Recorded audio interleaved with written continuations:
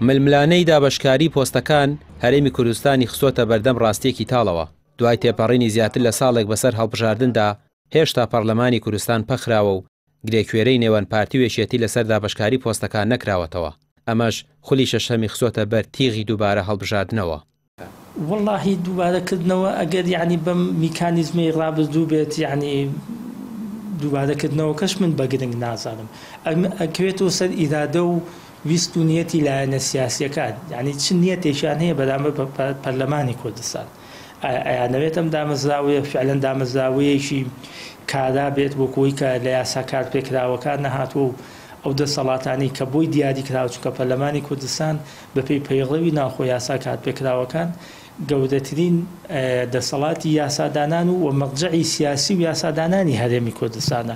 ئێمە ئێستا مەرجەعمان ئیفلیج بووە لەبەرەوە بۆیە ئەبێت یعنی هەنگاونان بەرەو کاراکردنەوەی پەرلەمان یاخود دووبارەکردنەوەی پەرلەمان بە شێوازێک بێت کە پەرلەمان ڕۆڵی ڕاستەقینەی خۆی بێنێ متمانەی هاوڵاتیان بۆ پەرلەمان و بۆ ئەنجومەن هەڵبژێراوەکان دروست بکرێتەوە. شارەزایان دووبارەکردنەوەی پرۆسەکە بە دوایین دەرمان بۆ برینی ئەم خولە دەزانن، بەڵام ئەم هەڵبژاردەیە جارێکی دیکە سەر لە قەیرانەوە دەردەکات چونکە پێویستی بەدەست لە کارکێشانەوەی زۆرینەی 50 پەرلەمانتارانە کە بربەستێکی یاسایی و سیاسی قورسە.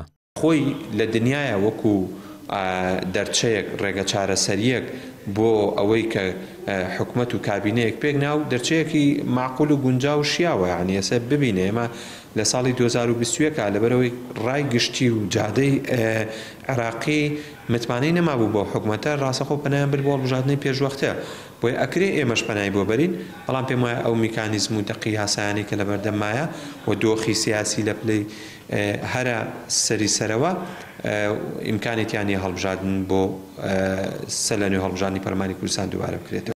هەڵبژاردنە دیزاین کرابوو پێم وانە پەرلەمانەکە پێ بگرێ پێشبینیەکانی کۆمەڵی دادگەری هاتە دی کە پێشوەختە هۆشداری دابوو لەوەی ئەم خولە دیزاینکرا و سەرپێ ناکەوێت. ئەوەش بۆ خەڵک و جەماوە ڕوون بوویەوە کە پەرلەمانێک لەسەر بناغی ساختەکاری دروست بوو بێت چارەنووسێکی باش و ئاسۆیەکی ڕوونی نابێت. ڕامیار عوسمان کەناڵی پەیام سلێمانی.